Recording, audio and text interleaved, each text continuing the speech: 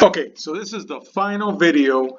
It's really the second part of the second video, and the first part got cut in half too. So this is really video 4 of 4 of the Brawl Tribal look at Magic 2019. My son needs a computer, so I think I'm going to do this video and call it quits, and then some other day I'll do all the other ones.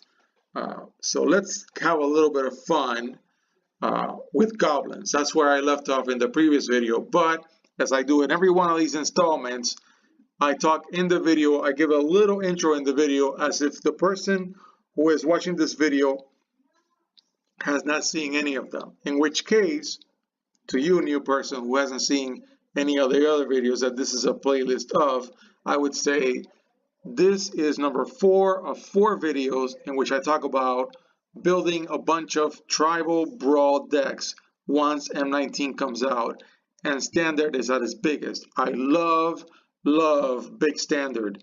It is big, it's got a ton of cards, and you can do a lot. And so one of the things that I want to do with this particular Standard, because there are so many different tribal strategies, is just go tribal crazy.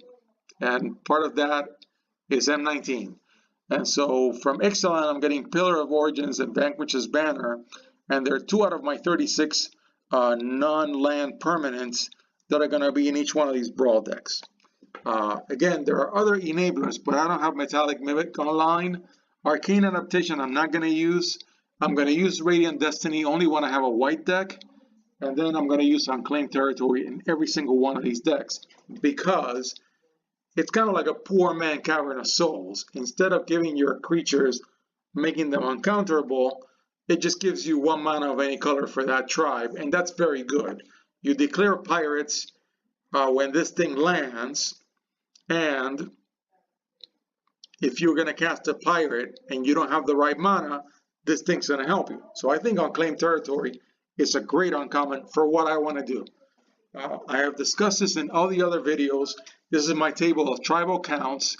Everything that is an M19 I did by hand by looking through the entire set online, just the pictures.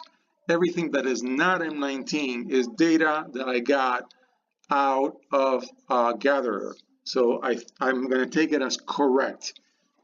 So for example, on the right hand side, Avatar, Druid, Elf, all those tribes are going to get hit hard with rotation when Amonkhet and Kaladesh rolls out. Example, elves, there's going to be 21 elves that are going to rotate out. Most of them are, I think they're all in Kaladesh. And so you now have 37 elves once M19 comes out, because M19 is coming out with 8.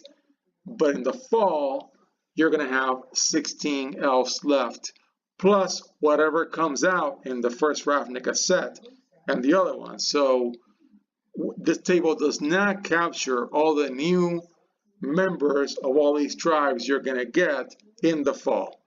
But then again, on the left hand side, the blue tribes, those are happy tribes, because dinosaurs, for example, don't really care what's going to happen in the fall. There are 3 new dinosaurs in M19. There are 68 in Ixalan block, and you're going to have 68 dinosaurs to play with, and that's great. As a casual player, you're not going to care what's happening with the next 4 sets as Standard gets big, beginning in this fall, and ending next summer. You're going to have your dinosaurs. You're ready to go. Goblins. Let's talk goblins. There are 9 new goblins in M19. Hopefully there will be more in Ravnica 3 Set 1, Guild of Ravnica, otherwise known as the German Democratic Republic, because there are 22 goblins right now, and there will be 22 goblins when Ravnica rolls in. It's just enough to have some kind of a brawl deck. It's not enough. I think we need a good 6 or 7 goblins in Guild of Ravnica for a good brawl goblin deck. Okay, so let's talk goblins. So the goblin motivator is your typical limited goblin. Yeah, And but then your Goblin Trash Master is a nice, fun Battle Cruiser era Goblin Lord. Normally, like think Goblin War Chief, I forget the names of the old Goblin Lords. They're all 3-drops. Okay, and they're all really, really strong. This guy is not. You sacrifice a goblin, you can destroy target artifact. Yes, it lords your goblins, but it's a 4/3/3. It's all right. I'll take him. I'll take him in the Battle Cruiser era. Then Gutter Snipe is a 3/2/2, and whenever you cast, oh wait a minute, isn't Gutter Snipe? Isn't this a reprint from? Yes, Gutter Snipe was in Return to Ravnica, right? Yeah, because it deals 2 damage to each opponent when you cast an instant or sorcery spell. I'm pretty sure. So, you know, if they had kept the old artwork, I would have recognized it a lot quicker. Yeah, this is a reprint of Gutter Snipe from Return to Ravnica. Enough said. And then the Volley Veteran is a 4/4/2, and when it enters the battlefield, it deals damage to target creature on opponent controls equal to the number of goblins you control. I like this a lot. It's a little heavier. It doesn't have haste. And it's got a 2 butt, so it's not that strong. But yeah, you can take out a big critter if you got an army of goblins with this guy. Then, and of course, as you can tell, I didn't build a trial Brawl deck with goblins at all, because I don't think there's enough of a selection right now. And I don't even think there will be one with M19 rolls in. So then let's get to dragons. You've got Dragon Egg as a 3-drop. That's very good. It's always nice to have a lower casting dragon, because dragons, like angels, always need some helper tribe. You can't really run a deck with 24 angels or 24 dragons. So you're going to have to find some helpers for your dragons to build a dragon deck. Demanding Dragon is a 5/5 flyer, 5/5/5 flyer. When it enters the battlefield, deals 5 damage to target opponent unless that player sacrifices a creature. It's a little bit like one of the many variants of the Glory Bringers of the World. It's a good card. Of course, Dragon Egg is a reprint from many core sets. It's got Defender, so this goes with the Elder Dragon that is going to build a Defender deck for fun, I hope. It's a 3/0/2, and when it dies, you can create a 2/2 red dragon creature token with flying that can get pumped. I've played this card, it's alright. Then Lathliss Dragon Queen is a 6/6/6 flyer. That's pretty good. It's a legendary creature, so it can be your Dragon Lord. And then whenever another non-token dragon enters the battlefield under your control, you create a 5/5 red dragon creature token with flying. This sounds like a creature that I think exists already. Similar effect.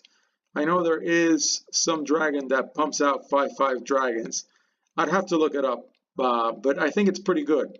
Definitely a casual all-star, in my opinion, because, yeah, you're going to be casting some other dragon, and you're going to pump out a 5/5 red dragon with flying. Yeah, it's fantastic.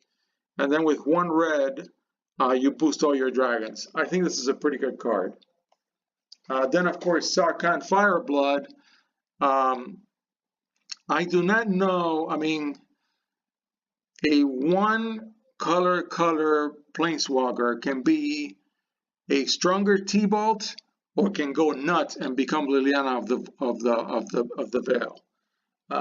So this guy comes in, you may discard a card if you do draw a card.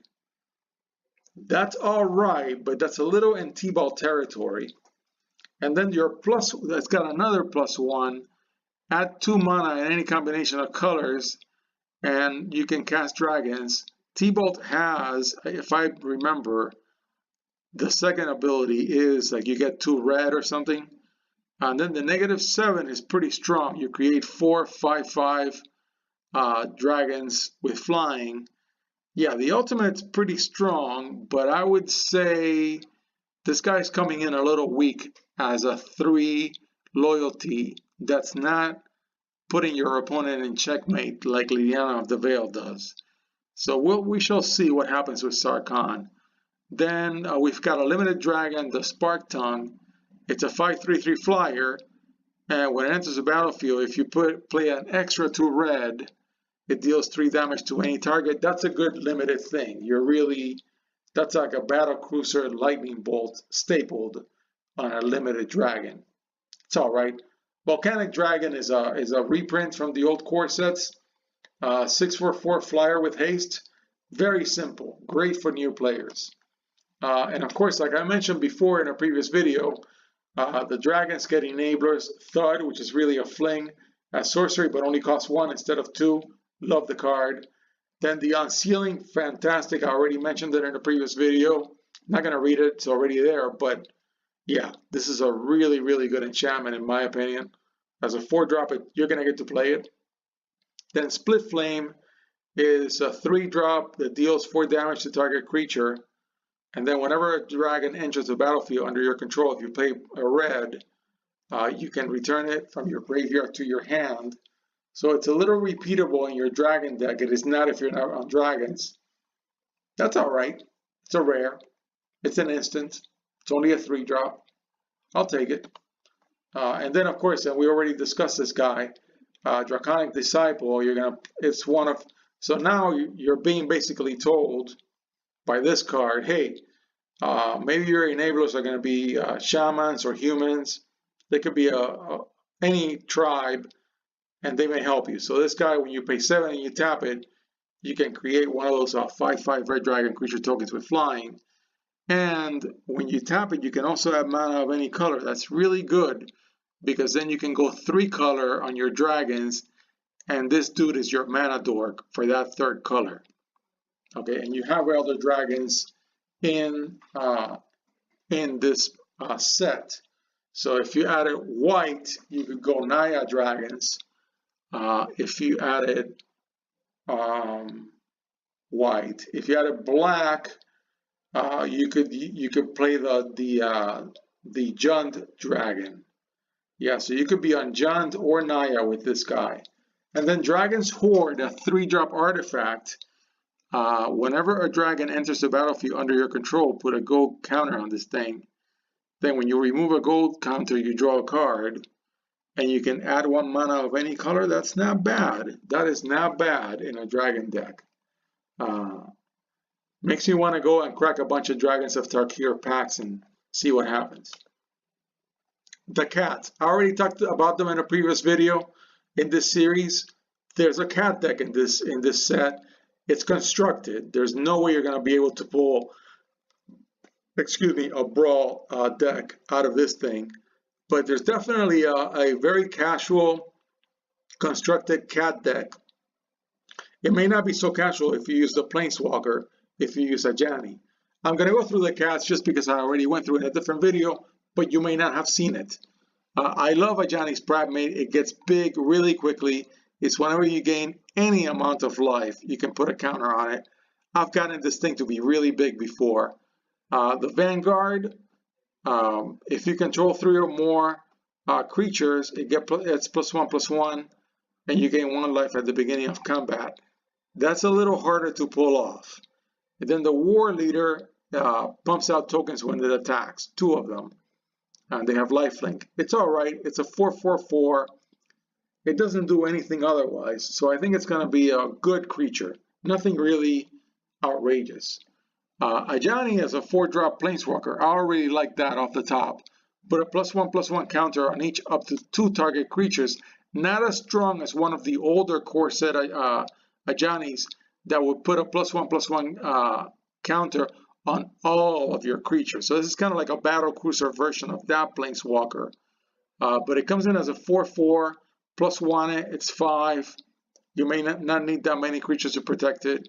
The -2, return target creature card with converted mana cost 2 or less from your graveyard to the battlefield.